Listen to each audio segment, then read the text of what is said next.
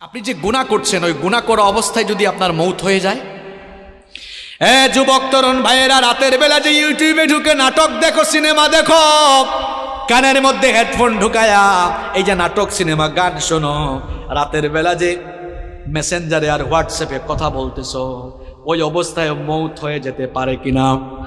আসতে বলবেন না, জুড়ে বলেন মৌত হতে পারে কিনা? এই অবস্থায় যদি মৌত হয়ে যায় কি হবে? মুসলিম শরীফে নবীজি বলেছেন, ইউবাসু কুল্লু আবদিন আলা মা মাতা আলাইহি, মানুষ যে অবস্থায় মারা যাবে ওই অবস্থায় তাকে কিয়ামতের দিন কবর থেকে উঠাবেন কে? এই যে অনেক যুবক তরুণরা রাতের বেলা নাটক সিনেমা দেখতে দেখতে নাপাক শরীরে নাপাক কাপড়ে ঘুমায়। কেন রে ভাই নাপাক থাকো? এই নাপাক অবস্থায় মৌত হয়ে যেতে পারে কিনা?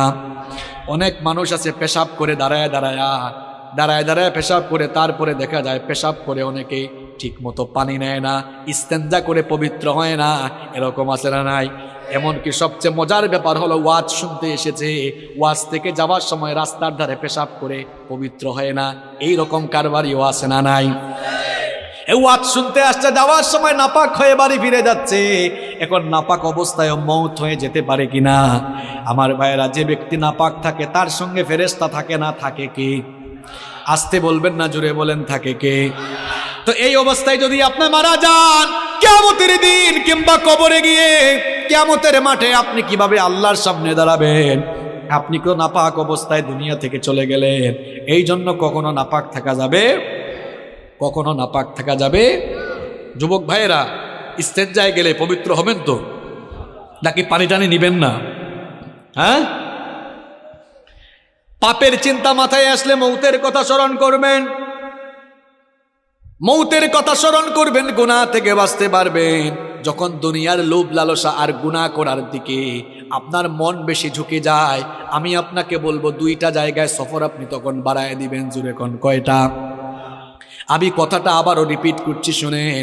যখন পাপের দিকে গুনার দিকে আপনার মন বেশি ধাবিত হয়ে যায়, ঠিক তখনই আপনি দুইটা জায়গায় সফর করবেন। একটা জায়গা হসপিটাল, 2 নাম্বার জায়গা কবরস্থান।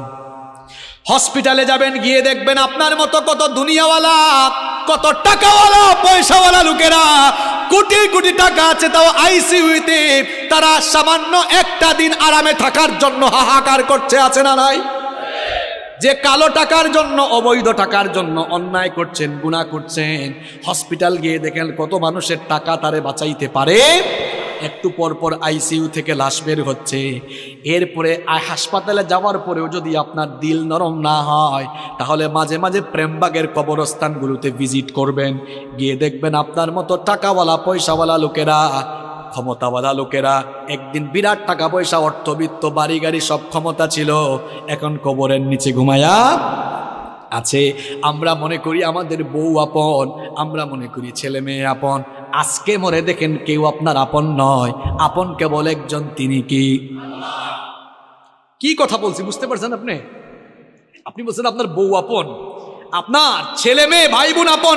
আপনি এই মুহূর্তে মরে যান, বুঝবেন আপন কে।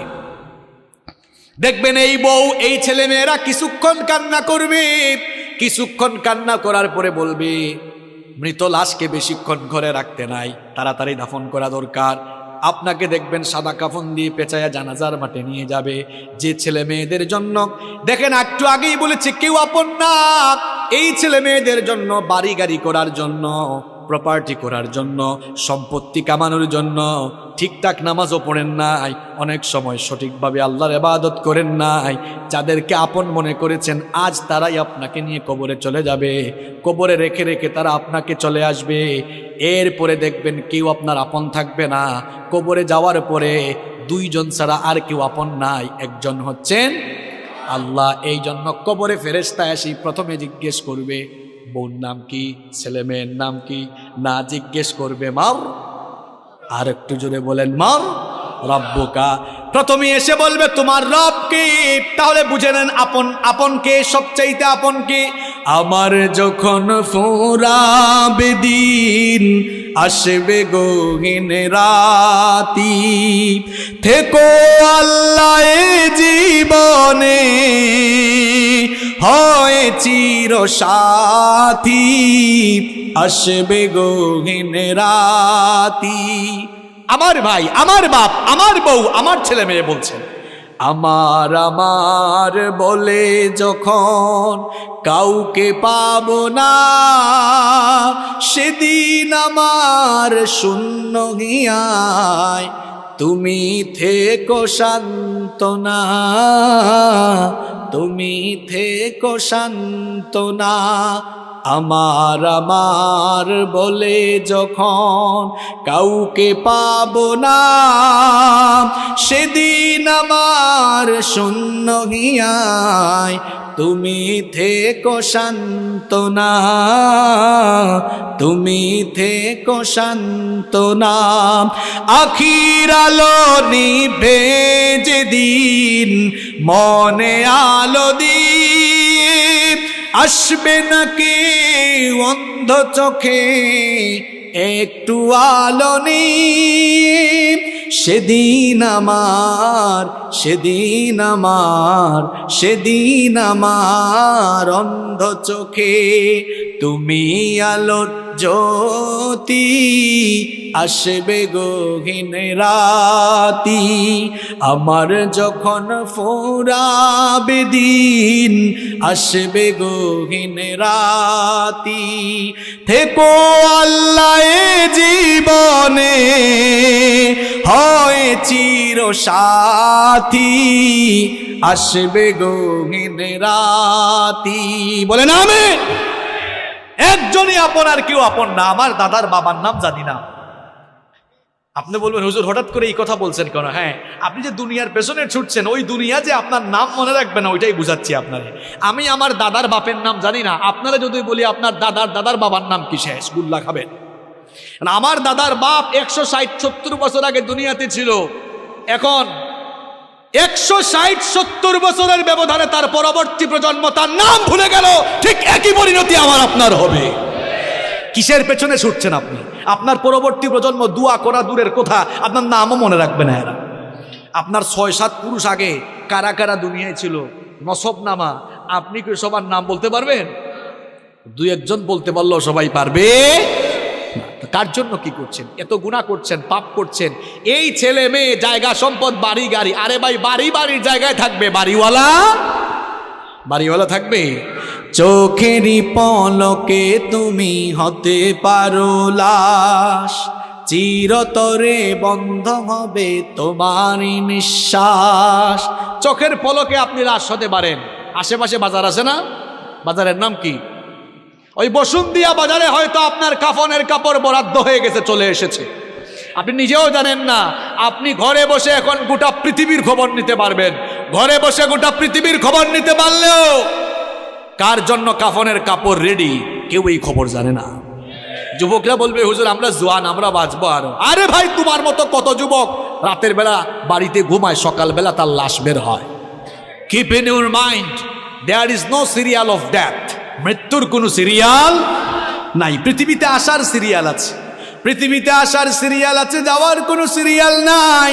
দেখা যায় আসার সময় সবার আগে দাদা, তারপরে বাবা, এরপরে ছেলে, তারপর দাদার ঘরে নাতি। আসার সুন্দর সিরিয়াল আছে, যাওয়ার কোনো সিরিয়াল নাই। মাঝে মাঝে সিরিয়াল ব্রেক হয়ে দেখা যায় নাতির লাশ দাদা কবরে নামায়, অথবা ছেলের লাশ বাবা কবরে নামায়। যে কেউ যে কোনো সময় চলে যেতে পারে, কোনো ঠিক ঠিকানা নাই। কি কারণে আমাকে আপনাকে দুনিয়াতে পাঠানো হলো? কেন আমাদেরকে পয়দা করে দুনিয়াতে আল্লাহ পাঠালেন? কোরআনুল কারীমের 51 নম্বর সূরা সূরাতুয যারিয়াতের 56 নম্বর আয়াতের মাধ্যমে রব্বুল আলামিন আমাদেরকে সেই কথা জানিয়ে দিলেন, ওয়ামা খালাকাতুল জিন্না ওয়াল ইনসা ইল্লা লিয়াবুদুন। I didn't create the jinn kind and mankind except my lordship. আল্লাহ তাআলা বলছেন, আমি পৃথিবীতে জিন আর মানব জাতিকে আমার গোলামি ছাড়া, আমার দাসত্ব ছাড়া অন্য কিছুর জন্য সৃষ্টি করি নাই। আমাদেরকে যার গোলামির জন্য সৃষ্টি করা হয়েছে তিনি কে? অনেকে বলে না, কয় হুজুর এত টাকা পয়সার মালিক, গোলাম পরিচয় দেই কেমনে? আপনি শুধু গোলাম নন, গোলামের ঘরের গোলাম, বান্দির ঘরের গোলাম। আপনার বাপ দাদা পূর্বপুরুষ 14 গোষ্ঠী আল্লাহর গোলাম। আমরা গোলাম জাত, গোলামির জন্যই আমাদেরকে সৃষ্টি করা হয়েছে। আমরা ইবাদত করব কার? বিধিবিধান মেনে চলবো কার? আমরা যেন আল্লাহর ইবাদত না করি, আমরা যেন আল্লাহর বিধিবিধান মেনে না চলি, আল্লাহর গুলামির পথে সব সময় একজন আমাদেরকে প্ররোচনা দেয়, বাধা দেয়, আমাদেরকে ধোঁকা দেয়। সবাই জোরে বলেন তো, তার নাম কি? শয়তান। এই শয়তানের বয়স আমাদের চেয়ে কম না বেশি? এই বেটার বুদ্ধি আমাদের চেয়ে কম না বেশি? দেখছেন কারবার, হে বয়সেও পাকনা, বুদ্ধিতেও পাকনা। সে সব সময় ধোঁকা দিয়ে দিয়ে আমাদেরকে আল্লাহর দ্বীনের বিপরীত পথে পরিচালিত করে জাহান্নামের দিকে নিয়ে যেতে চায়। শয়তানের এই প্ররোচনাকে মোকাবেলা করে, শয়তানের ফাঁদে পা না দিয়ে, শয়তানের গুলামি না করে যেই সকল লোকেরা আল্লাহর গুলামির পথে জীবন পরিচালনা করবে, তারাই নিজেদেরকে পরিশুদ্ধ বানিয়ে জান্নাতের পথে হাঁটতে হাঁটতে জান্নাতে চলে যাবে। সুবহানাল্লাহ। আর যারা শয়তানের ফাঁদে পা দিয়ে, শয়তানের প্ররোচনায় পড়ে দুনিয়ার জীবনকে শয়তানের কথা মতো দুনিয়ার জীবন কাটায় দিবে, এই লোকগুলোর দুনিয়া আখিরাত ব্যর্থ হয়ে এরা জাহান্নামে চলে যাবে। এই জন্য রব্বুল আলামিন কোরআনুল কারীমের 91 নম্বর সূরা সূরাতুশ শামসের 9 নম্বর আয়াত থেকে বললেন, কদ আফলাহা মান যাক্কাহা ওয়া কদ খাবা মান দাসসাহা। কথাগুলো কার? আল্লাহ তাআলা বলছেন অবশ্যই সে সফল কাম হয়েছে যে শয়তানের প্ররোচনা থেকে মুক্ত হয়ে পাপ পঙ্কিলতা মুক্ত জীবন গঠন করে পরিশুদ্ধ হয়েছে, সে সফল হয়ে জান্নাতে যাবে। সুবহানাল্লাহ। সে ব্যক্তি ব্যর্থ হয়েছে যে তার জীবনকে গুনাহের সাগরে ডুবিয়ে দিয়েছে। এখন আমাদেরকে গুনাহের দিকে নিয়ে যেতে চায় যে, তার নাম কি? তার নাম কি? শয়তান। গুনাহ থেকে আপনারা বাঁচতে চান তো? গুনার দিকে নিয়ে যায় যে, তার নাম কি? শয়তানের ধোঁকা থেকে আমরা সবাই বাঁচতে চাই কি চাই না? যুবক, তরুণ, ছাত্র, আমার বাবার বয়সী সম্মানিত চাচারা, আমার মায়েরা, বোনেরা, আমরা সবাই তো গুনাহ থেকে বাঁচতে চাই। কারণ গুনাহ থেকে বেঁচে না থাকলে, শয়তানের ধোঁকা থেকে বেঁচে না থাকলে আমাদের দুনিয়া আখিরাত উভয়টাই নষ্ট হয়ে যাবে। এজন্য আমরা প্রত্যেকটি মানুষ গুনাহ থেকে, প্রত্যেকটি মুসলমানই নিজেকে বাঁচাতে চায়। এখন গুনাহ থেকে আপনি নিজেকে বাঁচাবেন কেমনে? গুনাহ থেকে, শয়তানের ধোঁকা থেকে নিজেকে আপনি হেফাজত করবেন কেমনে? আজ আমি আপনাদেরকে গুনাহ থেকে বাঁচা, শয়তানের ধোঁকা থেকে বাঁচার 12টি উপায় কোরআন আর সুন্নাহ থেকে তুলে ধরব। এত বাস্তবিক কথা আপনাদেরকে শোনায় যাব।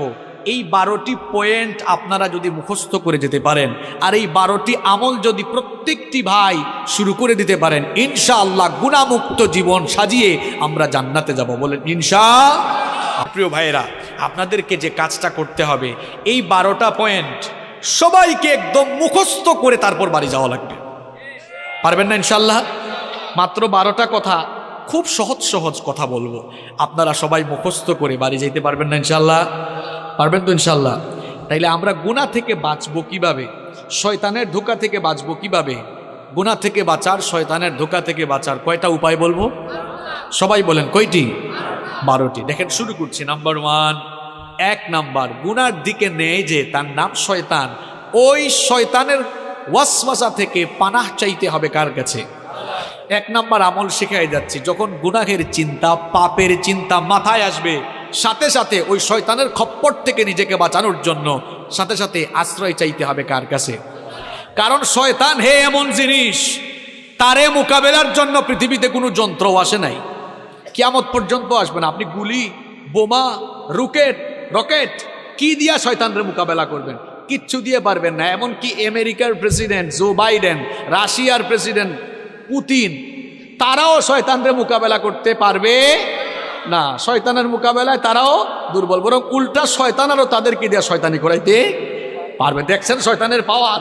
আমেরিকার প্রেসিডেন্ট, রাশিয়ার প্রেসিডেন্ট, যে রাশিয়ার প্রেসিডেন্ট পুতিন পশ্চিমা বিশ্বকে বুড়ি আঙ্গুল দেখায়, যে ন্যাটোকে পর্যন্ত তুয়াক্কা করে না, সেও শয়তানের মোকাবেলায় সফল না ব্যর্থ। কারণ শয়তানকে আল্লাহ এমন পাওয়ার দিয়েছেন, আপনার শরীরের শিরায় শিরায় সে বিচরণ করার ক্ষমতা রাখে। এই শয়তান আপনাকে গুনাহের চিন্তা মাথায় এনে দিবে, পাপের চিন্তা মাথায় এনে দিবে। এজন্য শয়তানের ধোঁকা থেকে, গুনাহ থেকে বাঁচার জন্য প্রথম আমল করবেন, যখনই গুনাহের চিন্তা মাথায় আসবে, পাপের চিন্তা মাথায় চলে আসবে, আশ্রয় চাইবেন কার কাছে?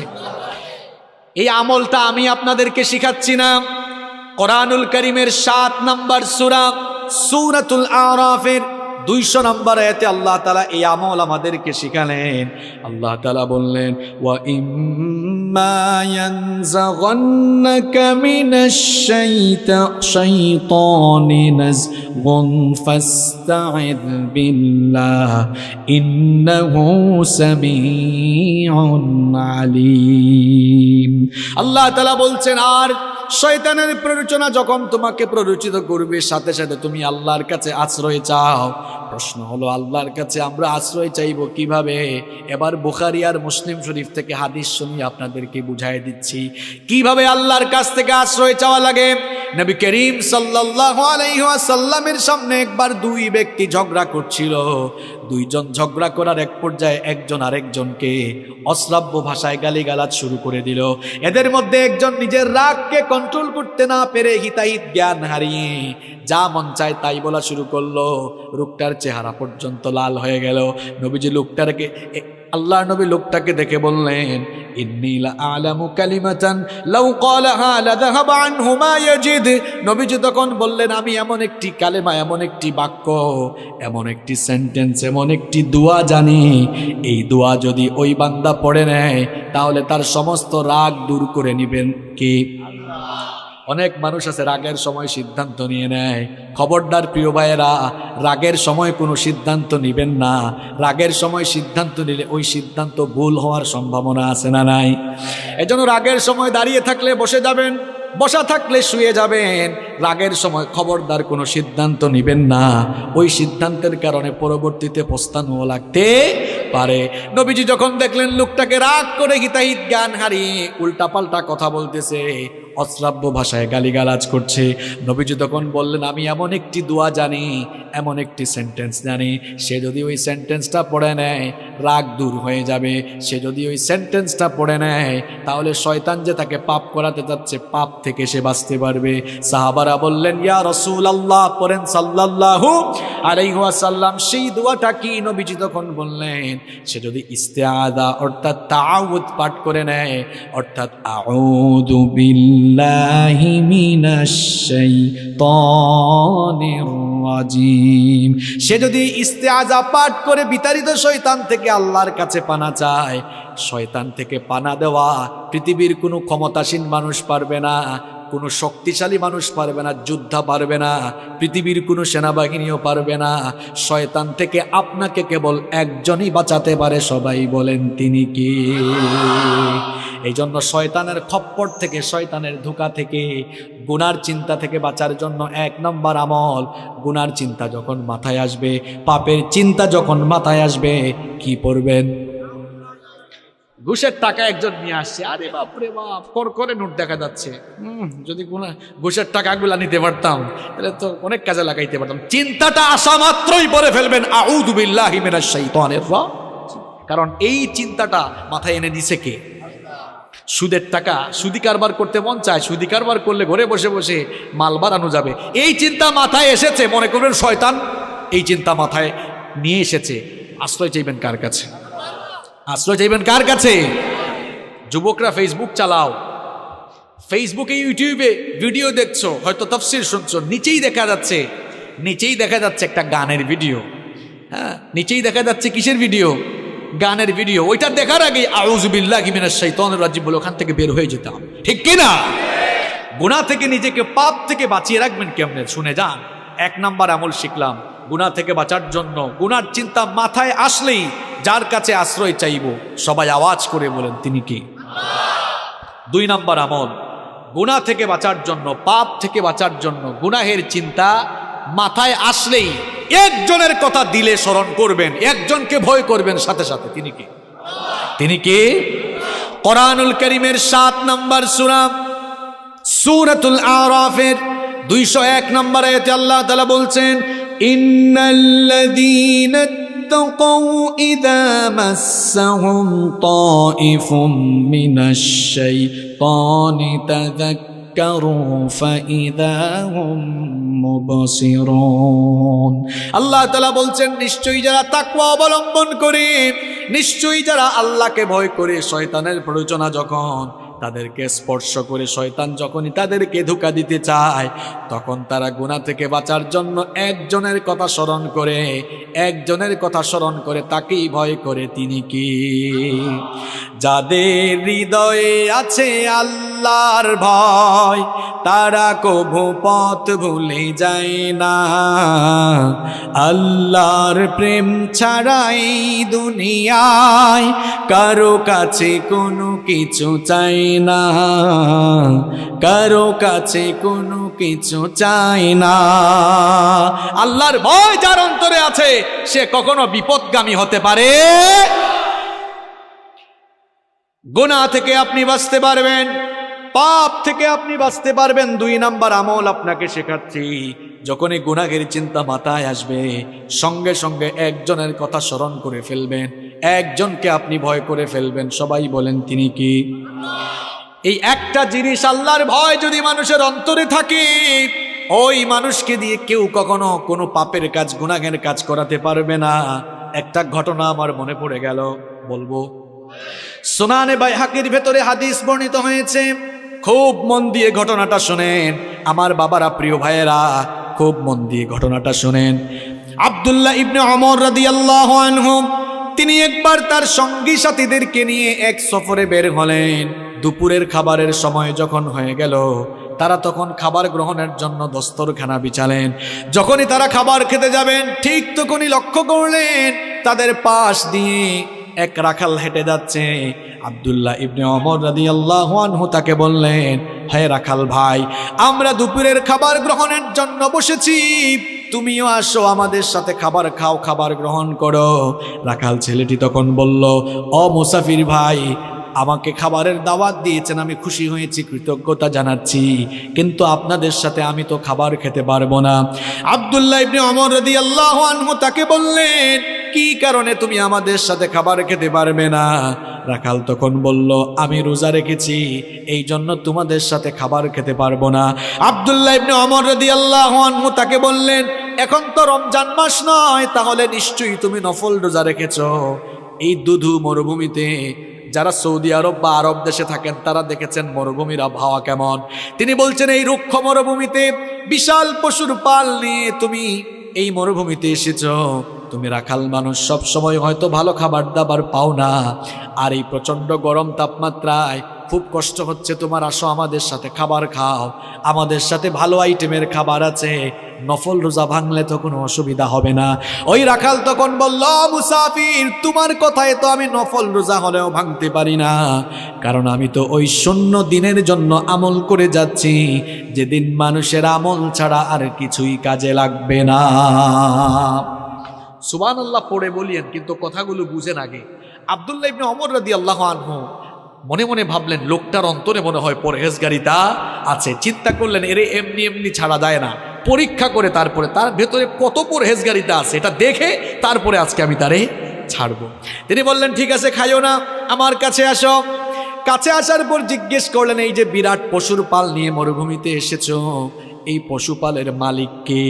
রাখাল বলল, এগুলোর মালিক আমি নই, আমি একজনের গোলাম, আমি তার পশুপাল মরুভূমিতে চড়াই। এবার আব্দুল্লাহ ইবনে ওমর রাদিয়াল্লাহু আনহু রাখালকে পরীক্ষা করার জন্য একটা অপশন পেয়ে গেলেন। তিনি বললেন, ও রাখাল ভাই শোনো, এই পশুর পাল থেকে একটা ছাগল বা মেষ আমার কাছে তুমি বিক্রি করে দাও, আমি তোমাকে নগদ টাকা দিব। তুমি তো রোজাদার মানুষ, আমার সাথে খাবার খেলে না, ওই পশুটা জবাই করে কিছু মাংস আমি তোমাকে হাদিয়া দিব, তোমাকে নগদ টাকা দিব, পাশাপাশি তোমাকে মাংস হাদিয়া দিব। রাখাল তখন বলল, মুসাফির, আমি তো তোমাকে আগেই বলেছি এই পশুপালের মালিক আমি নই, তোমার কাছে বিক্রি করলে আমার মালিকের কাছে গিয়ে আমি কি জবাব দিব? আব্দুল্লাহ ইবনে ওমর রাদিয়াল্লাহু আনহু তাকে পরীক্ষা করছেন, পরীক্ষা করার উদ্দেশ্যেই সবগুলো কথা বলতেছেন। তিনি বললেন, শোনো, এই রকম বিরাট পশুর পাল নিয়ে মরুভূমিতে আসলে পশুপালের উপরে বাঘের আক্রমণ হতে পারে, এটা সবার জানা কথা।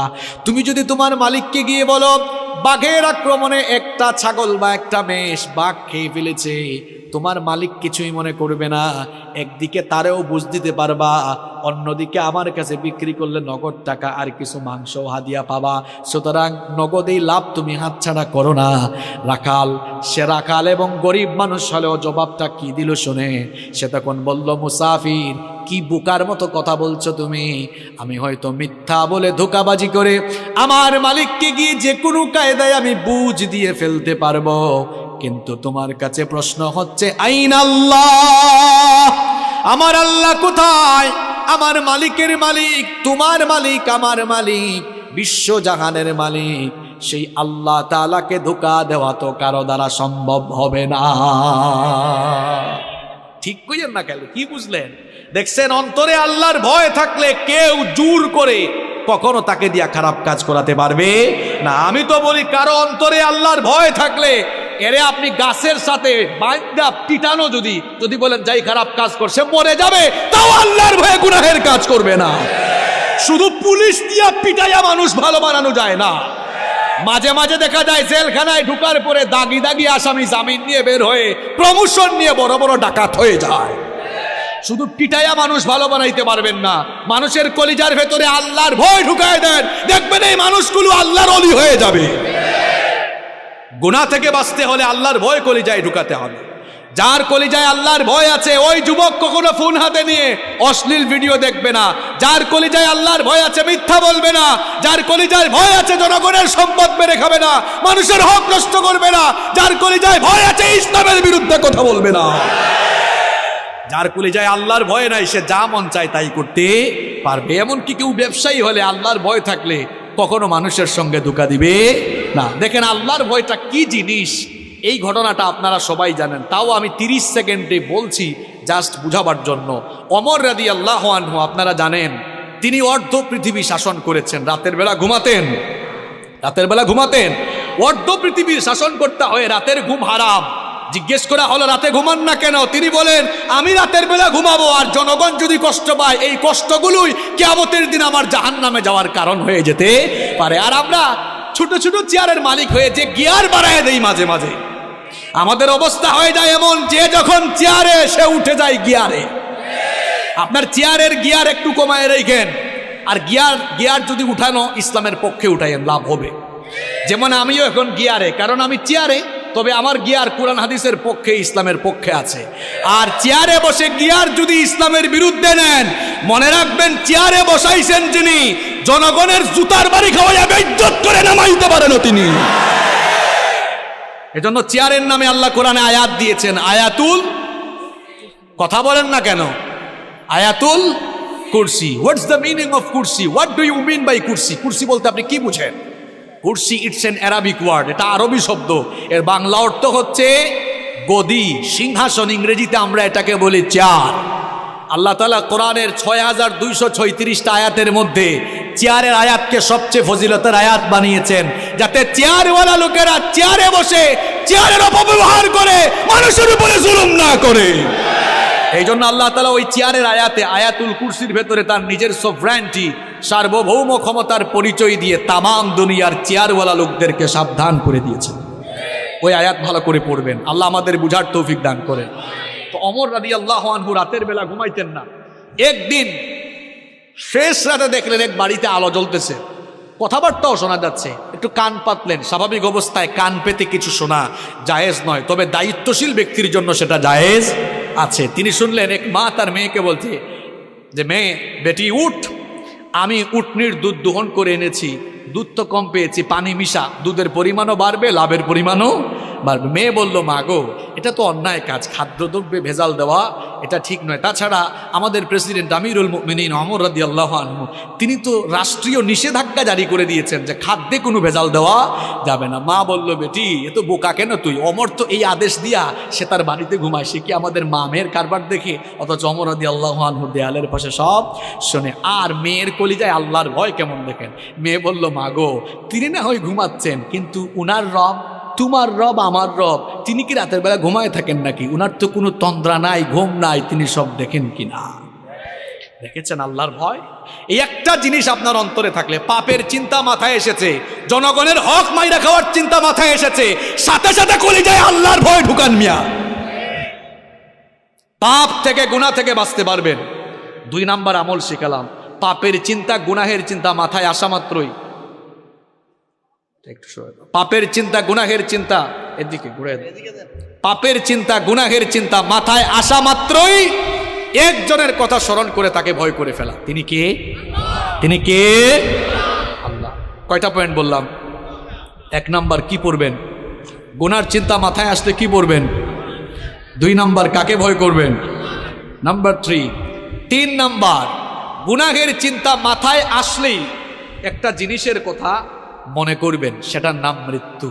সেটার নাম, জোরে বলেন, সেটার নাম কি? আপনি যে গুনাহ করছেন, ওই গুনাহ করা অবস্থায় যদি আপনার মৌত হয়ে যায়। যুবক তরুণ ভাইয়েরা, রাতের বেলা যে ইউটিউবে ঢুকে নাটক দেখো, সিনেমা দেখো, কানের মধ্যে হেডফোন ঢুকায়া এই যে নাটক, সিনেমা, গান শোনো, রাতের বেলা যে মেসেঞ্জারে আর হোয়াটসঅ্যাপে কথা বলতেছো, ওই অবস্থায় মৌত হয়ে যেতে পারে কিনা? আসতে বলবেন না, জোরে বলেন, মৌত হতে পারে কিনা? এই অবস্থায় যদি মৌত হয়ে যায় কি হবে? মুসলিম শরীফে নবীজি বলেছেন, ইউবাসু কুল্লু আবদিন আলা মা মাতা আলাইহি। মানুষ যে অবস্থায় মারা যাবে, ওই অবস্থায় তাকে কিয়ামতের দিন কবর থেকে উঠাবেন কে? এই যে অনেক যুবক তরুণরা রাতের বেলা নাটক, সিনেমা দেখতে দেখতে নাপাক শরীরে নাপাক কাপড়ে ঘুমায়। কেন রে ভাই নাপাক থাকো? এই নাপাক অবস্থায় মৌত হয়ে যেতে পারে কিনা? অনেক মানুষ আছে পেশাব করে দাঁড়ায় দাঁড়ায় পেশাব করে, তারপরে দেখা যায় পেশাব করে অনেকে ঠিক মতো পানি নেয় না, ইস্তেঞ্জা করে পবিত্র হয় না। এরকম আছে না নাই? এমনকি সবচেয়ে মজার ব্যাপার হলো, ওয়াজ শুনতে এসেছে, ওয়াজ থেকে যাওয়ার সময় রাস্তার ধারে পেশাব করে পবিত্র হয় না। এই রকম কারবারিও আছে না নাই? ওয়াজ শুনতে আসছে, যাওয়ার সময় নাপাক হয়ে বাড়ি ফিরে যাচ্ছে। এখন নাপাক অবস্থায় মৌত হয়ে যেতে পারে কিনা? আমার ভাইয়েরা, যে ব্যক্তি নাপাক থাকে তার সঙ্গে ফেরেশতা থাকে না, থাকে কে? আসতে বলবেন না, জোরে বলেন, থাকে কে? তো এই অবস্থায় যদি আপনি মারা যান, কিয়ামতের দিন কিংবা কবরে গিয়ে কিয়ামতের মাঠে আপনি কিভাবে আল্লাহর সামনে দাঁড়াবেন? আপনি তো নাপাক অবস্থায় দুনিয়া থেকে চলে গেলেন। এই জন্য কখনো নাপাক থাকা যাবে, কখনো নাপাক থাকা যাবে। যুবক ভাইয়েরা, ইস্তেঞ্জায় গেলে পবিত্র হবেন তো, নাকি পানি টানি নিবেন না? হ্যাঁ, পাপের চিন্তা মাথায় আসলে মৌতের কথা স্মরণ করবেন, মৌতের কথা স্মরণ করবেন, গুনাহ থেকে বাঁচতে পারবেন। যখন দুনিয়ার লোভ লালসা আর গুনাহ করার দিকে আপনার মন বেশি ঝুঁকে যায়, আমি আপনাকে বলবো 2টা জায়গায় সফর আপনি তখন বাড়ায় দিবেন। জুড়ে কোন কয়টা? আমি কথাটা আবারও রিপিট করছি, শুনেন। যখন পাপের দিকে, গুনার দিকে আপনার মন বেশি ধাবিত হয়ে যায়, ঠিক তখনই আপনি 2টা জায়গায় সফর করবেন। একটা জায়গা হসপিটাল, 2 নাম্বার জায়গা কবরস্থান। হসপিটালে যাবেন, গিয়ে দেখবেন আপনার মতো কত দুনিয়াওয়ালা, কত টাকাওয়ালা, পয়সাওয়ালা লোকেরা, কোটি কোটি টাকা আছে, তাও আইসিইউতে তারা সামান্য একটা দিন আরামে থাকার জন্য হাহাকার করছে, আছে না নাই? যে কালো টাকার জন্য, অবৈধ টাকার জন্য অন্যায় করছেন, গুনাহ করছেন, হসপিটাল গিয়ে দেখেন কত মানুষের টাকা তারে বাঁচাইতে পারে। একটু পর পর আইসিইউ থেকে লাশ বের হচ্ছে। এরপরে হাসপাতালে যাওয়ার পরেও যদি আপনার দিল নরম না হয়, তাহলে মাঝে মাঝে প্রেমবাগের কবরস্থানগুলোতে ভিজিট করবেন। গিয়ে দেখবেন আপনার মতো টাকাওয়ালা, পয়সাওয়ালা লোকেরা, ক্ষমতাওয়ালা লোকেরা, একদিন বিরাট টাকা পয়সা, অর্থবিত্ত, বাড়ি গাড়ি সব ক্ষমতা ছিল, এখন কবরের নিচে ঘুমায়া আছে। আমরা মনে করি আমাদের বউ আপন, আমরা মনে করি ছেলে মেয়ে আপন। আজকে মরে দেখেন কেউ আপনার আপন নয়, আপন কেবল একজন, তিনি কি কথা বলছি বুঝতে পারছেন আপনি? আপনি বলছেন আপনার বউ আপন, আপনার ছেলে মেয়ে, ভাই বোন আপন। আপনি এই মুহূর্তে মরে যান, বুঝবেন আপন কে। দেখবেন এই বউ, এই ছেলে মেয়েরা কিছুক্ষণ কান্না করবে, কিছুক্ষণ কান্না করার পরে বলবে, মৃত লাশকে বেশিক্ষণ ঘরে রাখতে নাই, তাড়াতাড়ি দাফন করা দরকার। আপনাকে দেখবেন সাদা কাফন দিয়ে পেঁচায়া জানাজার মাঠে নিয়ে যাবে। যে ছেলে মেয়েদের জন্য, দেখেন একটু আগেই বলেছে কেউ আপন না, এই ছেলে মেয়েদের জন্য, বাড়ি গাড়ি করার জন্য, প্রপার্টি করার জন্য, সম্পত্তি কামানোর জন্য ঠিকঠাক নামাজও পড়েন নাই, অনেক সময় সঠিকভাবে আল্লাহর ইবাদত করেন নাই। যাদেরকে আপন মনে করেছেন, আজ তারাই আপনাকে নিয়ে কবরে চলে যাবে, কবরে রেখে রেখে তারা আপনাকে চলে আসবে। এরপরে দেখবেন কেউ আপনার আপন থাকবে না। কবরে যাওয়ার পরে 2 জন ছাড়া আর কেউ আপন নাই, একজন হচ্ছেন আল্লাহ। এই জন্য কবরে ফেরেশতা এসে প্রথমে জিজ্ঞেস করবে, বোন নাম কি, ছেলে মেয়ের নাম কি, না জিজ্ঞেস করবে মার। আর একটু জোরে বলেন মার। রাব্বুকা। প্রথমে এসে বলবে তোমার রব কে, তাহলে বুঝে নেন আপন আপন কে, সবচাইতে আপন কে। আমার যখন ফুরাবে দিন, আসবে গহীন রাতি, থেকো আল্লাহ এ জীবনে, হয় চির সাথী, আসবে গহীন রাতি।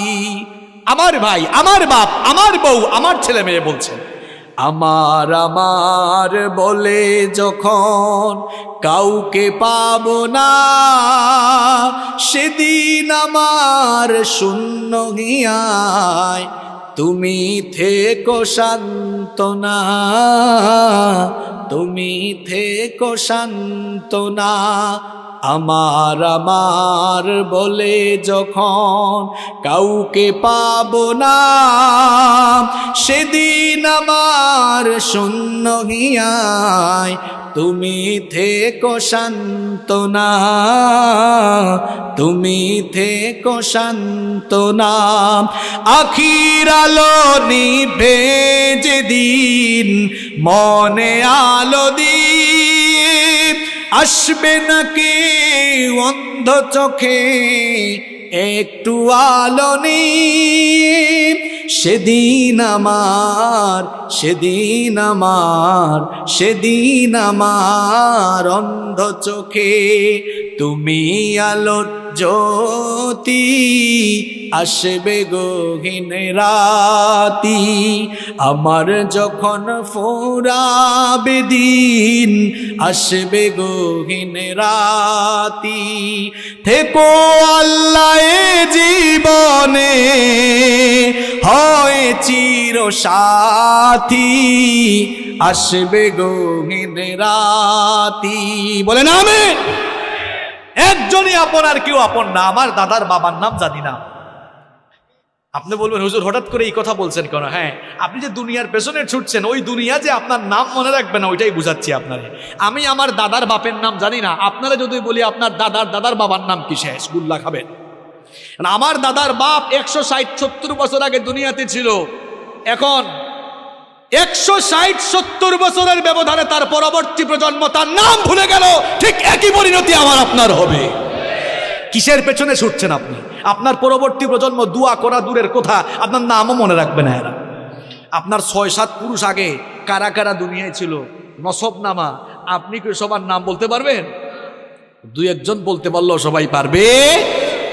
কার জন্য কি করছেন? এত গুনাহ করছেন, পাপ করছেন। এই ছেলে মেয়ে, জায়গা সম্পদ, বাড়ি গাড়ি, আরে ভাই বাড়ি বাড়ির জায়গায় থাকবে, বাড়িওয়ালা বাড়িওয়ালা থাকবে। চোখেরই পলকে তুমি হতে পারো লাশ, চিরতরে বন্ধ হবে তোমারই নিঃশ্বাস। চোখের পলকে আপনি লাশ হতে পারেন। আশেপাশে বাজার আছে না? বাজারের নাম কি? ওই বসুন্ধিয়া বাজারে হয়তো আপনার কাফনের কাপড় বরাদ্দ হয়ে গেছে, চলে এসেছে, আপনি নিজেও জানেন না। আপনি ঘরে বসে এখন গোটা পৃথিবীর খবর নিতে পারবেন। ঘরে বসে গোটা পৃথিবীর খবর নিতে পারলেও কার জন্য কাফনের কাপড় রেডি, কেউ এই খবর জানে না। যুবকরা বলবে হুজুর আমরা জোয়ান, আমরা বাঁচবো আরো। আরে ভাই, তোমার মতো কত যুবক রাতের বেলা বাড়িতে ঘুমায়, সকালবেলা তার লাশ বের হয়। Keep in your mind, there is no serial of death. মৃত্যুর কোনো সিরিয়াল নাই। পৃথিবীতে আসার সিরিয়াল আছে, পৃথিবীতে আসার সিরিয়াল আছে, যাওয়ার কোনো সিরিয়াল নাই। দেখা যায় আসার সময় সবার আগে দাদা, তারপরে বাবা, এরপরে ছেলে, তারপর দাদার ঘরে নাতি। আসার সুন্দর সিরিয়াল আছে, যাওয়ার কোনো সিরিয়াল নাই। মাঝে মাঝে সিরিয়াল ব্রেক হয়ে দেখা যায় নাতির লাশ দাদা কবরে নামায়, অথবা ছেলের লাশ বাবা কবরে নামায়। যে কেউ যে কোনো সময় চলে যেতে পারে, কোনো ঠিক ঠিকানা নাই। এই বাড়ি বাড়ির জায়গা থাকবে, বাড়িওয়ালা। আমি বলছিলাম পাপের চিন্তা মাথায় আসলেই কোন জিনিসটার কথা স্মরণ করা? আরেকটু জোরে বলেন। মৃত্যু আমাদের সামনে না পিছনে? না, এটা ভুল। মৃত্যু সামনে নয়, মৃত্যু পেছনে। কবর হলো সামনে, মৃত্যু পেছনে, কবর সামনে। আমার প্রিয় ভাইরা, যখনই কোনো গুনার চিন্তা মাথায় আসবে, সাথে সাথে মৌতের কথা স্মরণ করবেন। আমি যদি গুনাহ করতে করতে মারা যাই, মরে যেতে পারি কিনা? মরে যেতে পারি কিনা? এই মৃত্যুর কথা স্মরণ করলে দেখবেন আপনি গুনাহের কাজ থেকে, পাপের কাজ থেকে নিজেকে আপনি হেফাজত করে রাখতে পারবেন ইনশাআল্লাহ। কষ্ট হচ্ছে না তো? আচ্ছা, গুনাহ থেকে বাঁচার কয়টা উপায় বলতেছি, আরো জোরে বলেন। ঘুম আসছে নাকি? একটা তাকবীর দেন তো, লিল্লাহি তাকবীর। দাঁড়ান দাঁড়ান, একটু বিয়ের আগে দেন যারা বিয়া করে ফেলছেন, এরপরে অবিবাহিতরা দিবেন।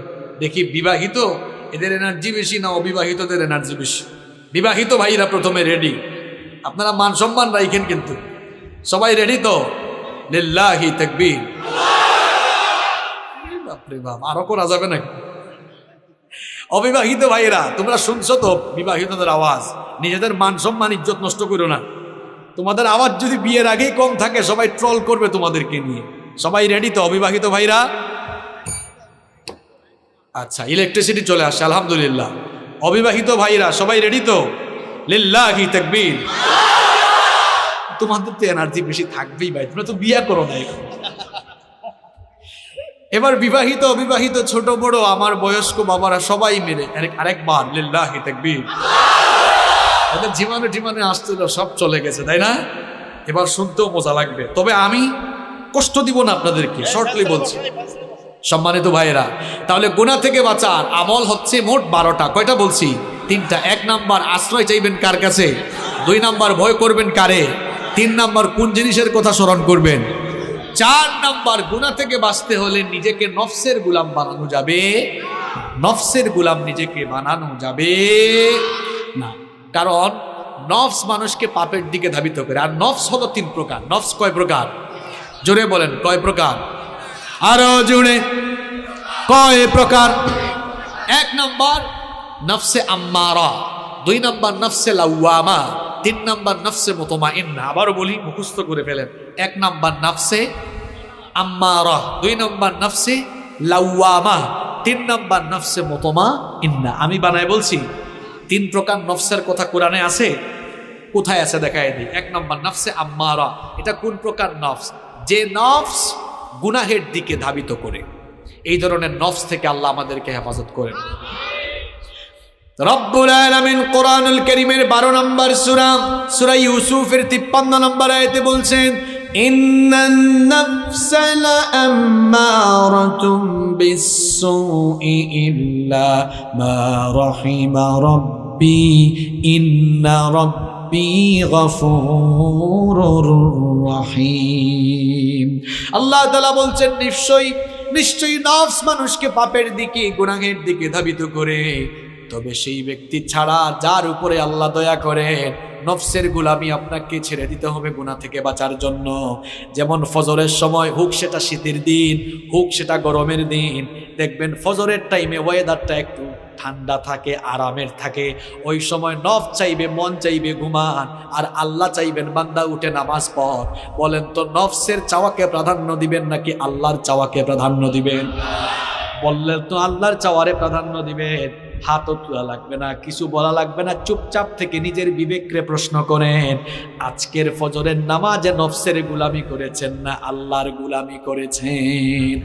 কিছু বলা লাগবে না। আমি তো বলছি চুপ থেকে বিবেককে প্রশ্ন করেন। নফসের গোলামি ছাড়তে হবে। গুনাহ থেকে, পাপ থেকে বাঁচতে হলে নফসের গোলামি ছাড়তে হবে। মন চাইবে সুদ খাবো, মনের চাওয়া প্রাধান্য দিব না। সুদ হারাম করেছে মোল্লা না আল্লাহ। আল্লাহর চাওয়া প্রাধান্য দিয়ে সুদ থেকে বিরত থাকবো। নফস চাইবে, মনটা চাইবে একটু ওই জায়গায় দুর্নীতি করি, এটা মনের চাওয়া। আল্লাহ চান বান্দা দুর্নীতি থেকে মুক্ত হয়ে তুই পবিত্র থাক। তাহলে মনের চাওয়া প্রাধান্য দিবেন না আল্লাহর চাওয়া প্রাধান্য দিবেন? হ্যাঁ যুবক তরুণ ছাত্ররা শোনো, মোবাইল ফোন হাতে নিলে মনটা চাইবে রাতের বেলা ইউটিউবে গিয়ে একটু নাটক দেখি, সিনেমা দেখি। অনেকে আবার পর্নোগ্রাফিতে আসক্ত। অনেকের মনটা চাইবে ফোনটা হাতে নিয়ে একটু ব্লু ফিল্ম দেখি। এটা হলো মনের চাওয়া। মনের চাওয়াকে প্রাধান্য দিব না, আল্লাহকে আমরা ভয় করব। তাহলে গুনাহ থেকে বাঁচার জন্য 4 নম্বর আমল শিখাচ্ছি, নফসের গোলামি থেকে বেঁচে থাকা লাগবে। 1 নম্বর নফস হচ্ছে নফসে আম্মারা, যেই নফস মানুষকে গুনাহর দিকে ধাবিত করে। আল্লাহ এই নফস থেকে আমাদের সবাইকে বাঁচান। আরো আসতে বলেন আমিন। 2 নম্বর নফসের নাম নফসে লাওয়ামা, যেই নফস অপরাধ করে ফেলার পরে লজ্জিত হয়ে যায়, সেই নফসের নাম হচ্ছে নফসে লাওয়ামা। কোরআনে কারীমের 75 নম্বর সূরা, সূরা কিয়ামার শুরুতে আল্লাহ বলেছেন, লা উকসিমু বিয়াউমিল কিয়ামাতি ওয়ালা উকসিমু বিন নাফসিল লাওয়ামা। কথাটা কার? আল্লাহ বলছেন আমি শপথ করছি কিয়ামতের দিনে, আমি শপথ করছি সেই নফসের, যেই নফস নিজেকে ধিক্কার দেয়, গুনাহ করার পর লজ্জিত হয়। আল্লাহ এমন নফস আমাদের সবাইকে দান করো, জুড়ে বলেন আমিন। 3 নম্বর নফসের নাম নফসে মুতমাইন্না। নফসে মুতমাইন্না হচ্ছে এমন নফস, যেই নফস সব সময় আল্লাহর আনুগত্যের পথে পরিচালিত হয়, যেই নফস সব সময় আল্লাহর গোলামি করে সন্তুষ্ট থাকে। এই নফস আল্লাহ সবাইরে দান করেন, বলেন আমিন। এই রকম নফস যাদের, এই রকম নফস আছে যাদের, সফল কাম হয়ে যাবে তারা, এরা মারা যাওয়ার পর এদের রূহ যখন জিবরিল আমিন কবজ করবেন, তখন এই সকল লোকদেরকে বলা হবে, ইয়া আইয়াতুহান নাফসুল মুতমাইন্নাতু রুজিই ইলা রাব্বিকি রাদিয়াতাম মারদিয়া ফাদখুলি ফি ইবাদি ওয়াদখুলি জান্নাতি। বলা হবে, হে প্রশান্ত আত্মা, তোমার রবের সন্তুষ্টির দিকে বের হয়ে আসো, আল্লাহর নেককার বান্দাদের শামিল হয়ে আল্লাহর জান্নাতে তুমি দাখিল হয়ে যাও। তাহলে গুনাহ থেকে বাঁচার জন্য নফসের গোলামি করা যাবে না, নফসের চাওয়াকে প্রাধান্য দেওয়া যাবে না। যার গোলামি এবং যার চাওয়া প্রাধান্য দিতে হবে তিনি কি? যদি এমন নফস, যদি আপনি নিজেকে আল্লাহর গোলামির পথে পরিচালনা করতে পারেন, নফসের গোলাম না হয়ে যদি আল্লাহর গোলাম হতে পারেন, দেখেন আল্লাহ আপনাকে সুসংবাদ দিয়ে কি বলছেন, ওয়া আম্মা মান খাফা মাকামা রাব্বিহি ওয়া নাহান নাফসা আনিল হাওয়া ফাইন্নাল জান্নাতা হিয়াল মাওয়া। আল্লাহ তাআলা বলছেন, আর যারা আল্লাহর সামনে হাজির হওয়াকে ভয় করে নিজেদের নফসকে কুপ্রবৃত্তি থেকে যারা বিরত রাখে, এই রকম নিজেদেরকে নফসের গোলামি থেকে বাঁচিয়ে রাখবে যারা, আল্লাহর জান্নাতের অধিবাসী হয়ে যাবে তারা। আর আস্তে বলেন সুবহানাল্লাহ। তাহলে গুনাহ থেকে বাঁচার জন্য 4 নম্বর আমল, নফসের গোলাম হবেন না, আল্লাহর গোলাম হবেন। মন যা চাইবে তা করা যাবে, মনের চাওয়া প্রাধান্য দিব না, যার চাওয়া প্রাধান্য দিব, যার হুকুম মতো জীবন চালাবো তিনি কে? 5 নাম্বার, গুনাহ থেকে বাঁচতে হলে একা থাকবেন না, একা একা থাকবেন না, নিঃসঙ্গ থাকবেন না। ওই যে প্রবাদ আছে না, অলস মস্তিষ্ক শয়তানের কারখানা। যুবকরা কখনো একা থাকবা না ভাই, রুমের ভিতর একা থাকলেই শয়তান ধরবে। আমি প্রথমে আমার বাবাদেরকে শ্রদ্ধার সাথে কিছু কথা বলি, মহিলা প্যান্ডেল থেকে আমার মায়েরা শুনছেন, ভাই শুনেন, কথাগুলো শুনেন, আপনার ছেলে মেয়ের জন্য কাজে লাগবে। যাদের ছেলে মেয়ে আছে, কখনো আপনার ছেলেকে বা আপনার মেয়েকে বিয়ের আগে একা রুমে ঘুমাইতে দিবেন না। বলবেন হুজুর এদেরকে আমরা কুলে নিয়ে ঘুমাবো, মানে কি? না, প্রাপ্তবয়স্ক হওয়ার পরে যদি আপনার একাধিক ছেলে মেয়ে থাকে, এক রুমে 2 ছেলের 2টা সিঙ্গেল বেড দেন। কারণ 2 জন এক রুমে থাকলে তখন রাতের বেলা ফোন হাতে থাকলেও একজনের লজ্জায় আরেকজন কোনো অবৈধ বা খারাপ পথে যাওয়ার সম্ভাবনা থাকবে না। মেয়েদেরকেও ঠিক, 2-3টা মেয়ে থাকলে এক রুমে 2টা দেন, সিঙ্গেল সিঙ্গেল করে। এখন বলবেন হুজুর আমার তো এক ছেলে এক মেয়ে, আমি কি করব? ভাই আপনার জন্য আমার পরামর্শ আছে। আপনার এক ছেলে এক মেয়ে, বলবেন এই রাতে ঘুমানোর সময় দরজা লাগাইতে পারবি না, দরজা খুলে ঘুমা, দরজা খুলে থাক, পর্দা টেনে রাখ। দরজা খোলা থাকলে সেও ফোন হাতে নিয়ে আবুল তাবুল কাজ করতে চাইবে না।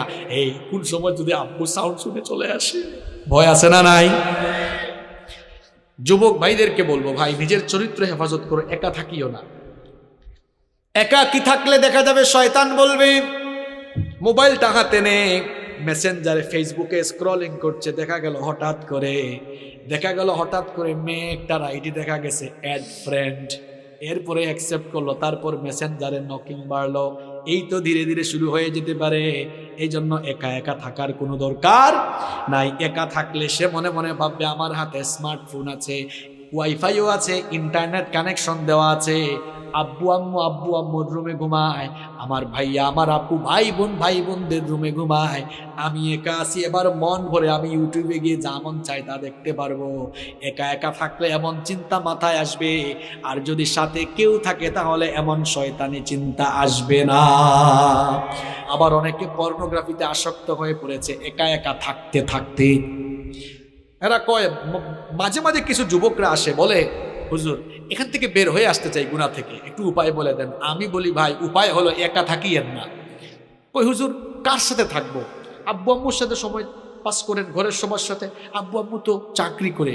আমি বলবো ভাই ভালো ভালো বন্ধুর সাথে থাকেন, আলেমদের সাথে থাকেন, সামাজিক কাজ করেন। আপনি সামাজিক কাজ করেন, অর্থাৎ নিজেকে কখনো অবসর রাখবেন না, কোনো না কোনো কাজে থাকবেন, দেখবেন শয়তানি চিন্তা মাথায় আসবে। ছেলে মেয়েদেরকে একা ছাইরা দিয়েন না। আপনাদের অবস্থা তো হলো এমন, রাগ করেন না, চলাফেরা করেন এই কি বলে চলাফেরা করেন আমেরিকান স্টাইলে, ক্ষতিগ্রস্ত হয়ে গেলে বিচার চান সৌদি স্টাইলে। উলামাইয়া ছেড়ে দিছে, এখন আপনার ছেলে মেয়ে কোথায় যায় এটা দেখা কি সরকারের দায়িত্ব, পুলিশের দায়িত্ব? সরকার ঠেকছে, পুলিশ ঠেকছে না যে সব দেখবে? এই যে দিহান আনুষ্কার কথা ভুলে গেছেন নাকি আপনারা? মনে আছে? আরে বাপ রে বাপ, নিজেদের মেয়ে কার সাথে গিয়ে গ্রুপ স্টাডি করে, কার বাসায় যায়, কোথায় যায়, কলেজে যায়, বিশ্ববিদ্যালয়ে যায়, সে কি ক্লাস করে নাকি কোন পার্কে ঘুরতে যায়, এটা পুলিশ দেখবে না আপনি দেখবেন? আপনার ছেলে মেয়ে কোথায় যাচ্ছে, কি করছে, কোনো খোঁজ খবর রাখেন না। ক্ষতিগ্রস্ত হয়ে গেলে কেঁদে কেঁদে এরপরে ফাঁসি চান, ফাঁসি দিতে হবে। চলাফেরা করেছেন এতদিন আমেরিকান স্টাইলে, এরপরে ক্ষতিগ্রস্ত হয়ে এরপরে বুঝে সৌদি স্টাইলে বিচার চান আপনি। নিজের সন্তান কোথায় যাচ্ছে, কি করছে, ভালো করে বলে গেলাম, খবরদার সন্তানগুলোরে একা রাখবেন না, নইলে খালি কপালে হাত দিবেন। ছাত্ররা যারা আছো, যুবক তরুণ যারা আছো, ভাই একা থাকবা না, নিজের চরিত্রটা সুন্দর রাখো। পারা যাবে তো ইনশাল্লাহ? পারা যাবে ইনশাল্লাহ? দেখেন তো গুনাহ থেকে বাঁচার এই যে 5 নাম্বার আমলটা বললাম, এটা জীবনের সাথে বাস্তব না অবাস্তব? আসলে দেখবেন একা একা থাকলে শয়তান ধোঁকা দেয় বেশি। ওই যে অলস মস্তিষ্ক শয়তানের কারখানা, এই জন্য কখনো একাকী থাকা যাবে। ওই যে কিছুদিন আগে ওই যে কোন এক নায়কের শ্বশুর গুলি করে মারা গেল না, লোকটার নাম কি যেন ভুলেও গেছি আমি। লোকটার নাম কি, মনসুর খান নাকি আবু মনসুর খান, কি জানি নাম আছে। এই লোকটা নিঃসঙ্গ থাকতে থাকতে দেখছেন শেষ পর্যন্ত সুইসাইড করেছে। সুইসাইড করা ভালো জিনিস? তা মহাপাপ। দেখছেন একাকিত্ব, নিঃসঙ্গতা মানুষকে কোথায় নিয়ে যায়? খালি শয়তানি না, মাঝে মাঝে মৃত্যুর দিকেও নিয়ে যায়। অনেক ছেলেরা আছে বের হয় না, সারাটা দিন দরজা লাগাইয়া ঘুমায়, আর সারাদিন ল্যাপটপে আছে, ফোনে আছে। তোমরা যারা পড়াশোনা করো, তোমরা যারা স্কুল কলেজে পড়ো, তোমাদেরকে বলছি, তোমরা যে সারাটা দিন ফেসবুকে থাকো, রাত 2টা-3টা পর্যন্ত ফেসবুকে থাকো, তোমরা যতটা সময় ইন্টারনেটে কাটাও, ফেসবুকে স্ক্রলিং করো, আল্লাহর কসম করে বলছি, এই টাইমগুলো যদি তোমরা চেয়ার টেবিলে বসে পড়াশোনা আর গবেষণায় দিতে পারতে, কিসের নিউটন আর কিসের আইনস্টাইন, এদেরকে পেছনে ফেলে জ্ঞান গবেষণায় তোমরা অনেক দূর এগিয়ে যেতে পারতে। আরে বাপরে, ঠিকও কয়, আবার ইন্টারনেটও ঠিক মতো চালাও, কিন্তু একটা লিমিট তো থাকা দরকার। দেখছেন হে যুবক, তার চেহারা দেখছেন, গালটাল ভাঙ্গা এমনি। তুমি যুবক মানুষ, তোমার চেহারার এই অবস্থা হয়েছে কেন? তোমার চেহারা লাবণ্য থাকবে, স্মার্টনেস থাকবে, গালটাল ভেঙে গেছে, বিচি উঠতে উঠতে তার চেহারা শেষ। কারণ অত রাত 3টা-4টা পর্যন্ত ঘুমায় না, ও ফোন হাতে নিয়ে খালি স্ক্রলিং করে, ঝিমাইতে মাঝে মাঝে ফোনও তার নাকে মুখে পড়ে, তাও সে চালাইতে আছে না নাই? লিমিটে ফিরে আসো ভাই, এখন পড়াশোনার সময়, ক্যারিয়ারটাকে তৈরি করো, ক্যারিয়ারটা সাজাও, পড়াশোনায় মন দাও, দেখবা জীবনে সাকসেসফুল হয়ে যাবে ইনশাআল্লাহ। কষ্ট হচ্ছে না তো আপনাদের? প্রিয় ভাইয়েরা, আর কয়েকটা মিনিট থাকা যাবে না ইনশাল্লাহ? কেউ উঠিয়েন না, শেষ পর্যন্ত নিয়ে যান। এখন প্রত্যেকটা কথা বাস্তবিক বলবো। গুনাহ থেকে বাঁচার আমল বলতেছি কয়টা? 12টা। বলে ফেলছি কয়টা? 6 নাম্বার, গুনাহের উপকরণ থেকে দূরে থাকা। যেই জিনিসগুলো দিয়া গুনাহ করার সম্ভাবনা আছে, এগুলোর কাছেও না। নাটক, সিনেমা, অশ্লীল গল্প, উপন্যাসের বই। নাটক সিনেমা দেখে মানুষ কি শিখবে? শিখার কি আছে এখানে? অশ্লীল প্রেম প্রীতি ছাড়া, আর জামাই আর কি জানি কয়, শাশুড়ি আর বউয়ের ঝগড়া ছাড়া, পরকিয়া ছাড়া এই নাটক সিনেমায় কিছু আছে? জন্য এগুলো থেকে নিজেকে দূরে রাখতে হবে। এখন কিছু কিছু ছেলে পেলে কলেজ পাশ করার পরে কয় হুজুর আমরা ইংলিশ মুভি দেখি ইংরেজি ভাষা চর্চা করার জন্য। তুমি ইংরেজি ভাষা চর্চা করার জন্য ইংলিশ মুভি দেখবা না? আমি ছাত্র জীবনে একটা মেসে থাকতাম, তখনও আমি বিশ্ববিদ্যালয়ে ভর্তি হয় নাই, ইউনিভার্সিটিতে ভর্তি হব এইরকম টাইমে। এখন এক ভাই আমার সিনিয়র দিনে রাতে কানে হেডফোন লাগাইয়া ল্যাপটপের দিকে তাকায় থাকে। একদিন বললাম, ভাইজান আপনি দেখি সব সময় ল্যাপটপের দিকে তাকায় থাকেন, এটা অনেক আগের 2010 সালের ইয়ে বলতেছি কথা। কয় তুমি এগুলা বুঝবা না, আমি লন্ডন যাব, আইএলটিএস করছি, ভাষা চর্চার জন্য ইংলিশ মুভি দেখছি। আমি বললাম, ভাই ভাষা চর্চার জন্য তো আপনি ল্যাঙ্গুয়েজ ক্লাবে যাবেন, ল্যাঙ্গুয়েজ ক্লাবে গিয়ে আপনি সেখানে না চর্চা করবেন, বেশি বেশি স্পিকিং করবেন, বেশি বেশি কথা বলবেন, কথা বলার পরিবেশে থাকবেন, তখন না আপনি ভাষা চর্চা করতে পারবেন। চুপ থাকো, সিনিয়র ভাই তো কিছু তো বলাও যায় না। তো এইরকম অনেক কারবারই আছে না নাই? হে ভাষা শিখতে শিখতে যে কোন জিনিস শিখতেছে এটা হে ভালো করে জানে। গুনাহের উপকরণ থেকে দূরে থাকতে হবে। পর্নোগ্রাফিতে যারা আসক্ত এদের ভেতর থেকে মনুষ্যত্ববোধ চলে গেছে, এদের ভেতরে পশুত্ব তৈরি হয়েছে। এরা মেয়েদেরকে জীবনে কোনোদিন সম্মান করতে পারবে না। মেয়ে দেখলেই হে মনে করে এটা ভোগ্য পণ্য, এটা ভোগ করার জিনিস। কারণ পর্নোগ্রাফিতে আসক্ত হয়ে সে নিজের ভেতরের পশুত্বকে জাগ্রত করে এখন নারী দেখলেই তার কাছে লাগে এটা ভোগ্য পণ্য, নারীকে সে সম্মানের চোখে দেখতে পারে না। এখন অনেকে বলবে, হুজুর পাপের পথ থেকে ফিরে আসবো কেমনে? ভাই রাত 10টার পরে যদি ফোন হাতে নিলে তোমার ফোন দিয়ে বিপদে যাওয়ার সম্ভাবনা থাকে। আমি বলছি এইটা থেকে দূরে থাকো। রাত 10টার পরে ফোন আর বালিশের কাছে না, একেবারে ড্রয়ারে ফেলায় ফজরের পরে হাতে নিও। আর বাবা মাদেরকে আরেকটা কথা বলি, অনেকের বাড়িতে ওয়াইফাই আছে না, রাত 10টা বাজবে ওয়াইফাইয়ের সুইচ অফ, ওয়াইফাইয়ের সুইচ বন্ধ, নইলে দেখবেন ছেলেমেয়েরা কিন্তু কারবার করে ফেলতে পারে। আর সবচেয়ে ভালো হয় এমন সচেতন হন, রাত 10টার পরে খাওয়া দাওয়ার পরে ছেলে মেয়েদেরকে বলবেন, এই ফোন দে, ফোন দে। রাতের বেলা ফোনের দরকার আছে, সকালবেলা আমার কাছ থেকে আবার ফোন নিয়ে যাইও। এই কথাগুলো আপনাদের ভালোর জন্য বলতেছি। ডিভাইস তো হাতে, আমাদের ছেলেমেয়েরা নষ্ট হয়ে যাচ্ছে অপশিক্ষার অপসংস্কৃতির কারণে। ছোট বয়স থেকেই বাচ্চাদের হাতে আমরা ফোন তুলে দিয়েছি। আরে ভাই আগে তো ছোট ছোট বাচ্চারা কান্না করলে মা বাবারা দৌড়ে এসে কুলে নিয়ে আয় আয় চাঁদ মামা গল্প শোনায়, কবিতা শোনায় ঘুম পাড়াইতো। এখন 2-3 বছরের বাচ্চা কান্না করলে মা বাবা এসে ইউটিউবে ঢুকে baby shirt dude dude dude do লাগায় দেয়। আর 2-3 বছরের বাচ্চারা ফোন হাতে নিয়ে ইউটিউবে ঢুকে একটার পর একটা চেঞ্জ করতেও জানে। ওই দিন দেখলাম 3 বছরের বাচ্চা মোবাইল স্ক্রলিং করছে এমন ভাবে, আমি হুজুর মানুষ, আমি নিজেই এরকম স্ক্রলিং জানি না। একজন আমারে কয় ওই দিন, হুজুর দোয়া করবেন। বললাম কি হয়েছে? কয় আমার মেয়ে জেএসসিতে A+ পেয়েছে, মানে ক্লাস 8 পাস করছে আর কি, A+ পেয়েছে। আমি বললাম মাশাআল্লাহ গুড। কই হুজুর জানেন খুশি হয়ে আমি আইফোন গিফট করে দিয়েছি। আমি বললাম ভালো করছেন, কিছুদিন পরে আপনারা জামাই গিফট করবে।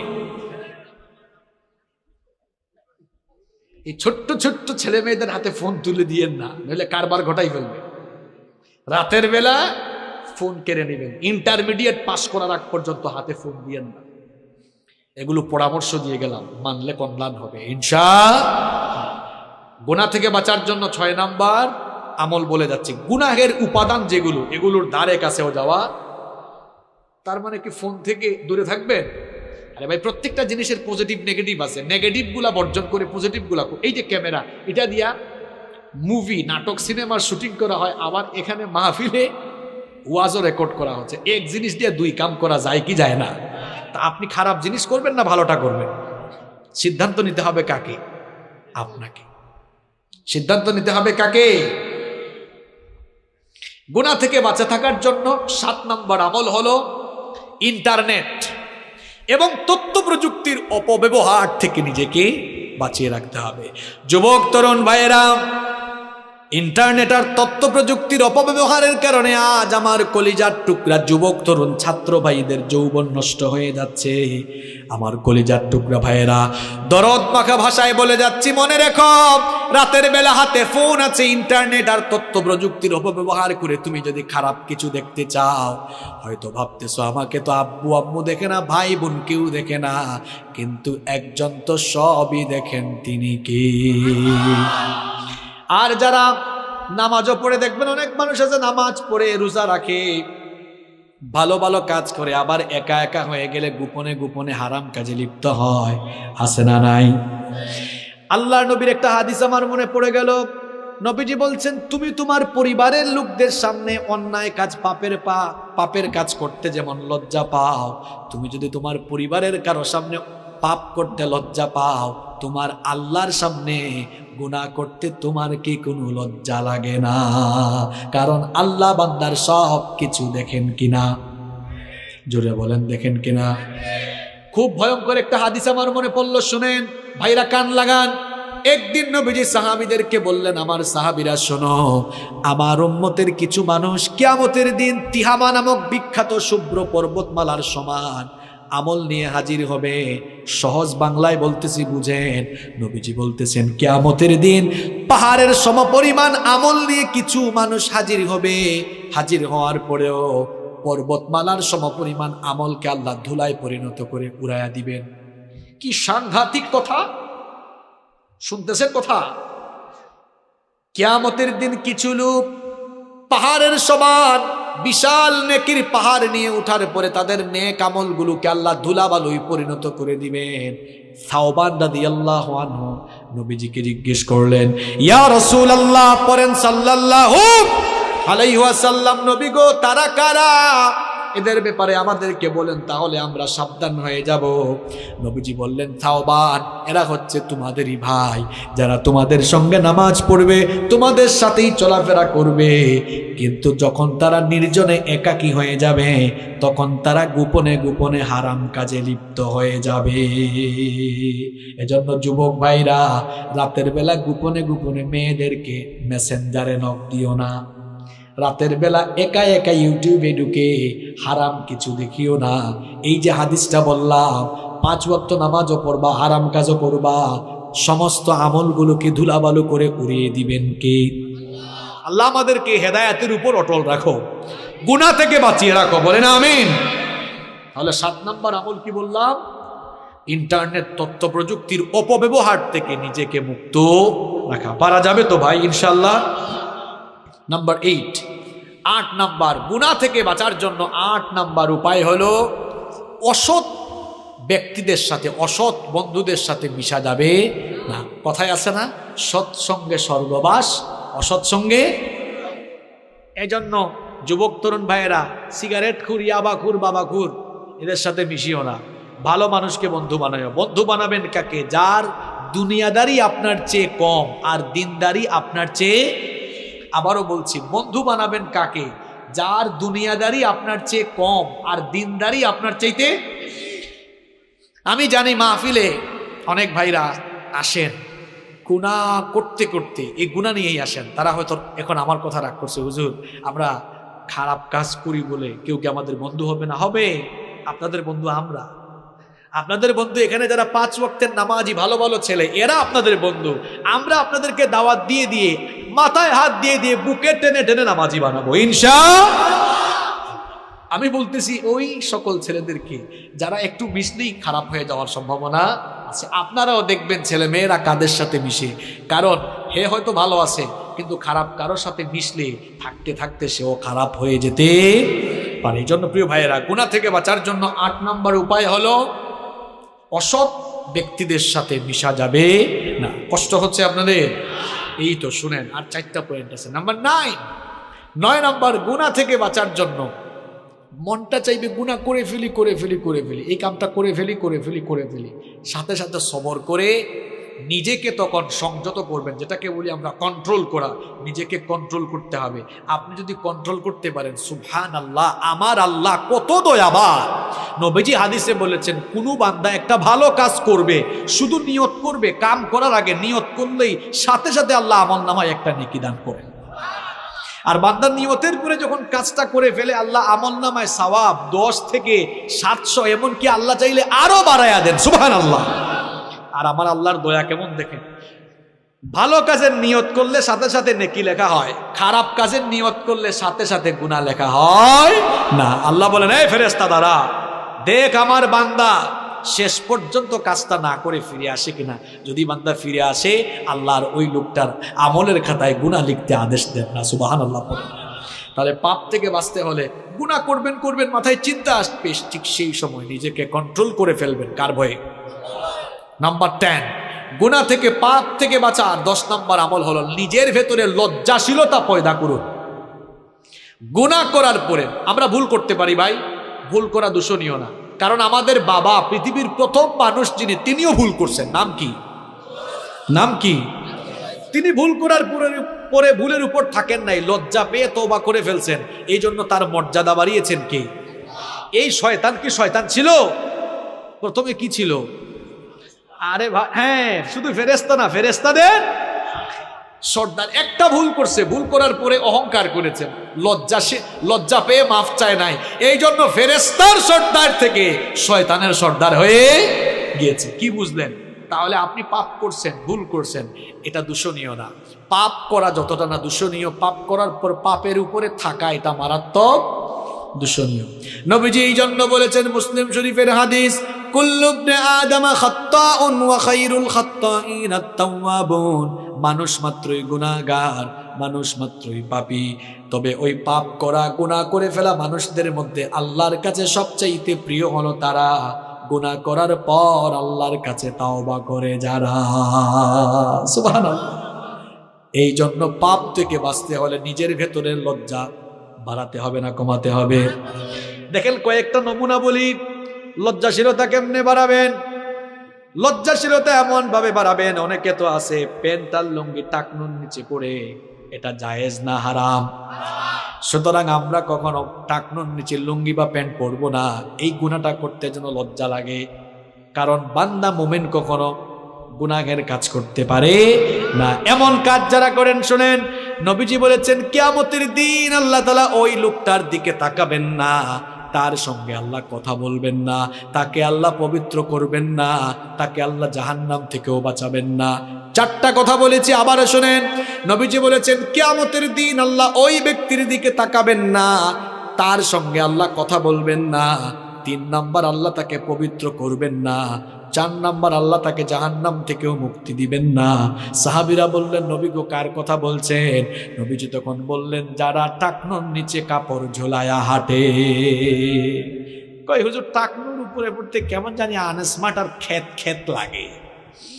আরে ভাই, টাকনুর উপরে তো আমরা জুব্বা পরি, পায়জামাও পরি, দেশে বিদেশে ঘুরি, আজ পর্যন্ত কেউ আমাদেরকে আনস্মার্টও বলে নাই, খ্যাতও বলে নাই। বরং নবীর সুন্নত মানে যারা, দুনিয়ায় সবচেয়ে স্মার্ট হলো তারা। এই জন্য যুবক ভাইরা, নবীর সুন্নত মানা যাবে তো? নবীর সুন্নত দাড়িটা রাখা যাবে না, একেবারে ফ্রেশ কাট এরকম থাকা যাবে না, দাড়ি রেখে ফেলতে হবে। দাড়ি রাখা সুন্নত। পৃথিবীর এমন কোন নবী নাই যে নবী দাড়ি রাখেন না। এমন কোন নবী আছে? সব নবীর দাড়ি ছিল। দাড়ি রাখবেন, চেহারার উজ্জ্বলতা বাড়ায় দিবেন কে? সবগুলো সুন্নত মানবেন, কোনো গুনাহ করা যাবে না। নিজেদের ঘরের মহিলাদেরকে পর্দায় রাখা লাগবে, কারণ পর্দার বিধানটা মোল্লার না আল্লাহর। অনেক বোনেরা আছে, যেহেতু মা বোনরা আসছে, এদের ব্যাপারে তো কিছু বলা দরকার। এখন আবার অনেকে আছে বুরখা পরে তারপরে চেহারা খুলে বের হয়, আছে না নাই?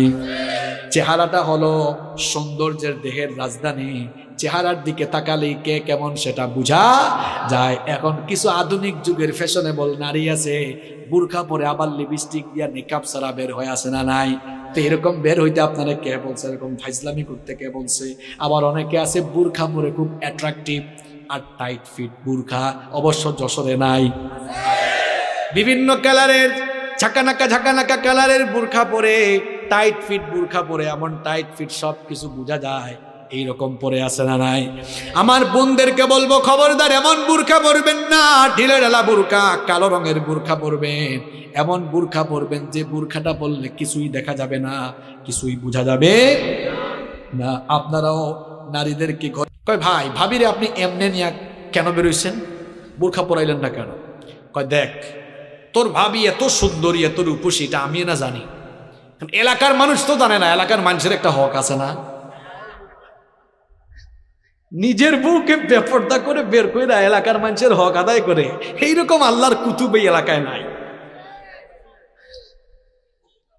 আবার অনেকে আছে নিজের বউয়ের ফটো ফেসবুকে আপলোড মারে, এইরকম কুতুব তো এই এলাকায় নাই।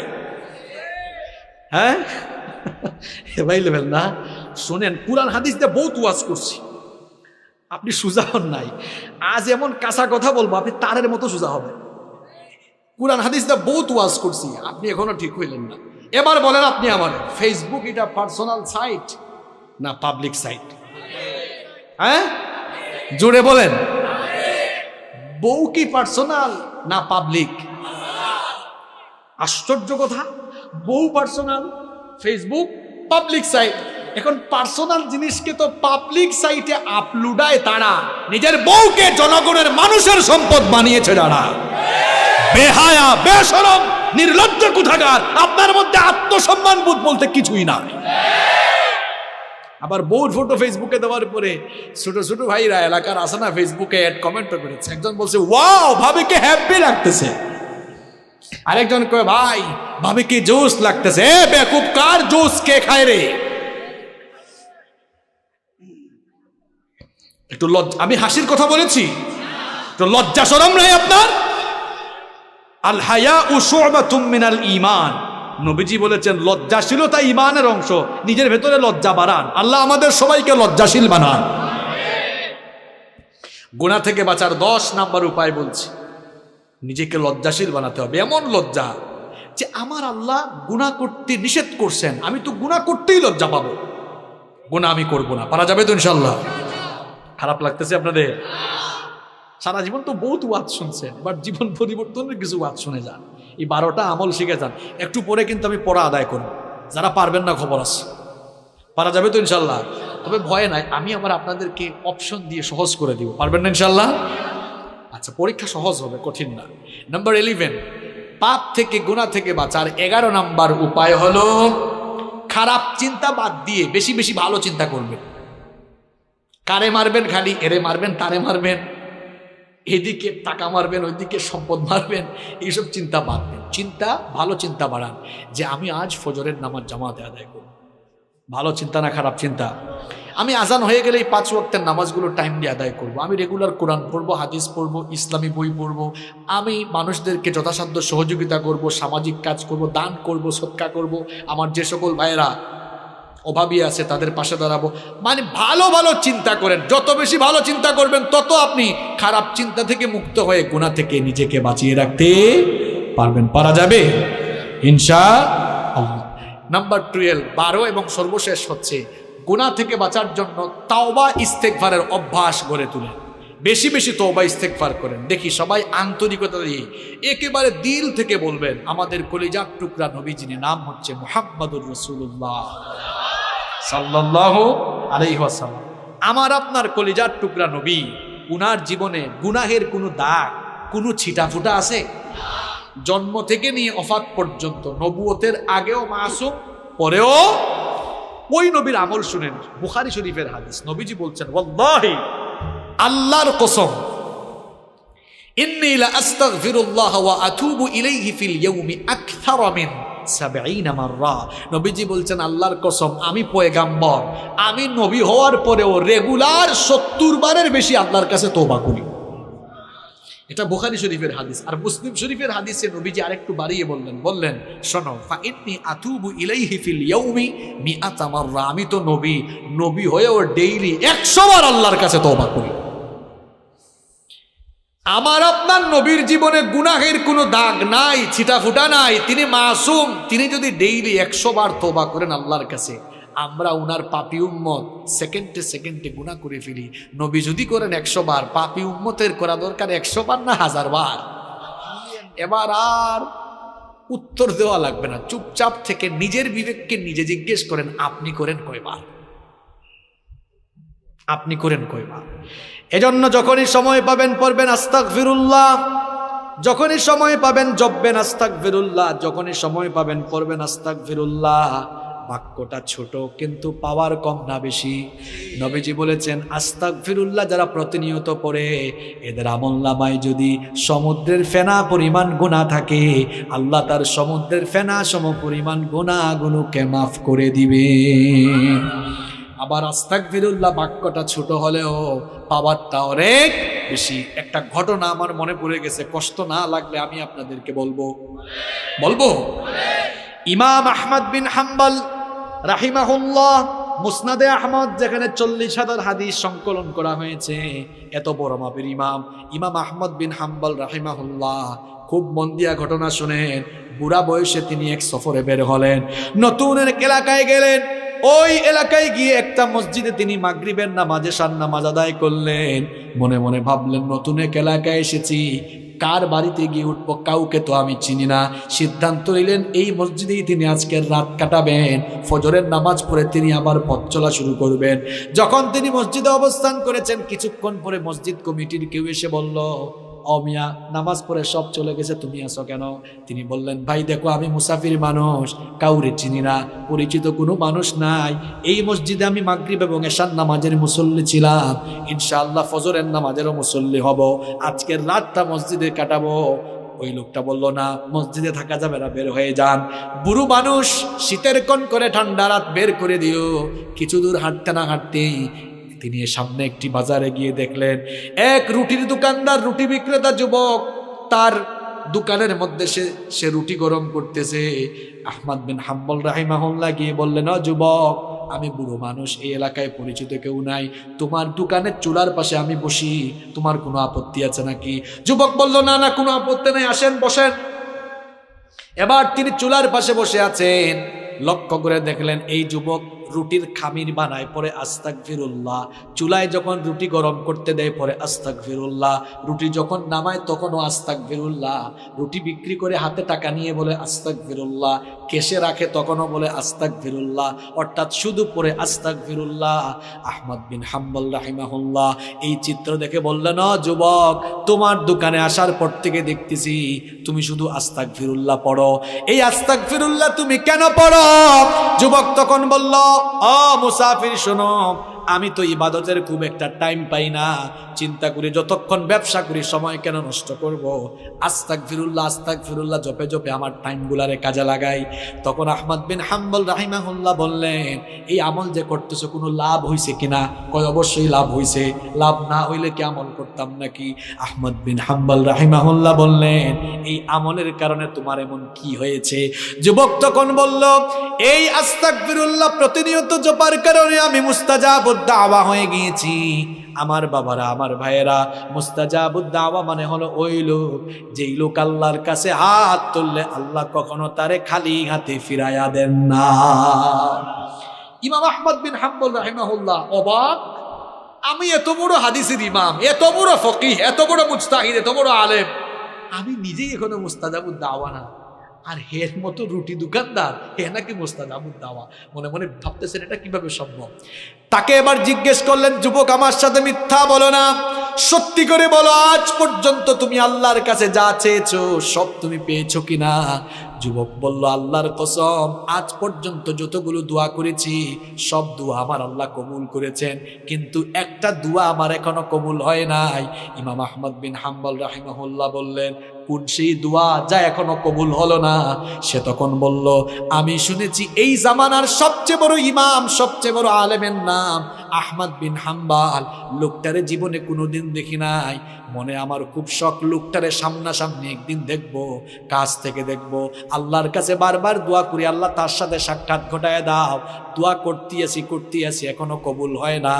আহমদ বিন হাম্বল রাহিমাহুল্লাহ চোখের পানি ছেড়ে দিয়ে বললেন, যুবক শোনো, যার সাথে সাক্ষাতের জন্য এতদিন ধরে দোয়া করতেছো, তার সাথে সাক্ষাতের জন্য তার কাছে তোমার যাওয়া লাগে নাই, বরং আল্লাহ আজ সিস্টেম করে, টেকনিক করে আহমদ বিন হাম্বলকে তোমার সামনে পাঠিয়ে দিয়েছে। দেখেছেন, আস্তাগফিরুল্লাহ বাক্যটা ছোট, কিন্তু পাওয়ার কম না বেশি? এখন পাওয়ার যদি বেশি হয়, আপনারা রেগুলার দিনে রাতে পড়বেন, সেটা কম না বেশি? সবাই পড়বেন তো? কয়টা আমল শিখাইলাম ভাইরা? কিসের থেকে বাঁচার জন্য? গুনাহ থেকে, পাপ থেকে। আপনারা বলেন তো, যে 12টা আমল বললাম, এই 12টা কাজ যদি করা যায়, গুনাহ থেকে নিজেদেরকে বাঁচিয়ে রাখা যাবে না? ইনশাআল্লাহ। আসেন দেখি আপনারা কি কাজ করছেন এতক্ষণ। গুনাহ থেকে বাঁচার জন্য 1 নাম্বার, কার কাছে পানা চাইতে হবে? মাশাআল্লাহ। দেখছেন কামারুজ্জামান ভাই, আপনার এলাকার জনগণ কেমন, একদম মনোযোগী। তাহলে 1 নাম্বার আমল সবার মনে আছে, আলহামদুলিল্লাহ বলুন। 2 নাম্বার বলেছিলাম আমি, গুনাহ থেকে বাঁচার জন্য একজনের কথা স্মরণ করে ওনাকে ভয় করা। মাশাআল্লাহ। 3 নাম্বার, গুনার চিন্তা, পাপের চিন্তা মাথায় আসলেই একটা জিনিসের কথা স্মরণ করা। মাশাআল্লাহ। গুনাহ থেকে বাঁচার জন্য 4 নাম্বার আমল শিখিয়েছিলাম, নিজেকে কিসের গোলাম বানানো যাবে না। মাশাআল্লাহ। 5 নাম্বার আমল শিখিয়েছিলাম, কিরকম থাকা যাবে না, একা একা থাকা যাবে না। 5 নাম্বার, এরপরে আপনার 6 নাম্বার আমল শিখিয়েছিলাম, হ্যাঁ, পাপের উপকরণ যেগুলো দিয়ে পাপ হইতে পারে এগুলোর ধারে কাছেও যাওয়া যাবে। 7 নাম্বার আমল শিখিয়েছিলাম, মাশাআল্লাহ, ইন্টারনেট ও তথ্য প্রযুক্তির অপব্যবহার করা যাবে না। 8 নাম্বার আমল শিখিয়েছিলাম, হ্যাঁ, অসৎ ব্যক্তিদের সাথে মিশা যাবে না, সৎ মানুষদের সাথে মিশতে হবে। এরপরে 9 নাম্বার আমল শিখিয়েছিলাম, নিজেকে গুনাহ থেকে, অন্যায় থেকে, পাপ থেকে কি রাখতে হবে, কন্ট্রোল। 10 নাম্বার বলেছি নিজের ভেতরে লজ্জাশীলতাকে, মাশাআল্লাহ। 11 নাম্বার বলেছি খারাপ চিন্তার বিপরীতে ভালো ভালো চিন্তা করতে হবে। 12 নাম্বার বলেছি কিসের অভ্যাস করে তুলতে হবে। এইটা হয়েছে খাঁটি ওয়াজ। যে ওয়াজে 1.5-2 ঘন্টা আলোচনার পরে শ্রোতারা ওয়াজের সামারি বলতে পারে, এটাই হচ্ছে খাঁটি ওয়াজ। আর যে ওয়াজের পরে হুজুর জানে না কোন বিষয়, শ্রোতা জানে না কি ওয়াজ হয়েছে, এটা কোনো ওয়াজের জাত না। অন্তত 12টা আমল তো আমরা শিখতে পেরেছি। শিকার ভেতরে থাকবো না, এগুলো আমরা আমল করব। আমল করবেন তো প্রিয় ভাইয়েরা।